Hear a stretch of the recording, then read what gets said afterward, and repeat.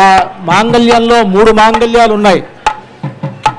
ఒకటి పుట్టినింటి వారి మాంగళ్యం, ఒకటి మెట్టినింటి వారి మాంగళ్యం, ఇంకొకటి భక్తులైనటువంటి రామదాసు గారు తయారు చేయించినటువంటి మాంగళ్యం.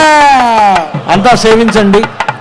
ఆ మాంగళ్యాన్ని రామచంద్రమూర్తి సీతమ్మ వారి మెడలో అలంకరిస్తారు ఇంకొద్దిసేపట్లో. మన పద్ధతిలో దక్షిణ దేశంలో మాంగళ్య ధారణ అనేటువంటిది ముహూర్త సమయానికి జరుగుతుంది. తమిళనాడు ఆ ప్రాంతాలు. మన తెలుగువారు ముహూర్త సమయానికి జీలకర్ర బెల్లం ఉంటుంది. ఇవన్నీ కూడా మనలో కలిసిపోయి ఉన్నాయి. ఈ ఆచారాలన్నీ ఇవన్నీ మనకి రామచంద్రమూర్తికి ఆ ఆచారములన్నిటితో పాటు జరిగేటువంటి గొప్ప కళ్యాణం. ఆ రామచంద్రమూర్తి సీతమ్మ వారి మెడలో ఆ మాంగళ్యాన్ని ధరింపజేసేటప్పుడు జగద్రక్షణ హేతున అంటారు.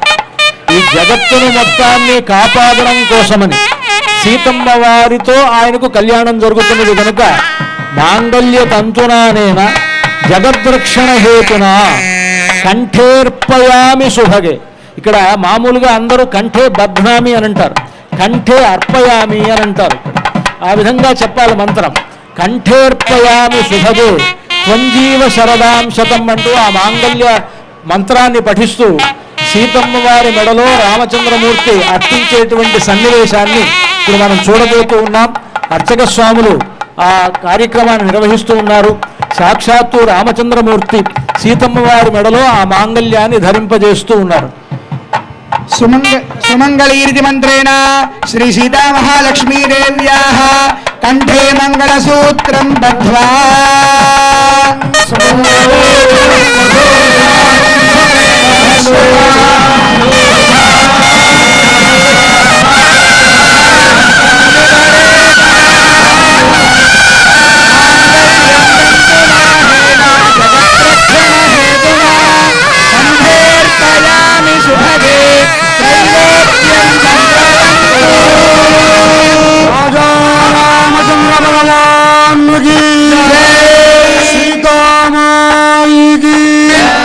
లక్ష్మణ స్వామి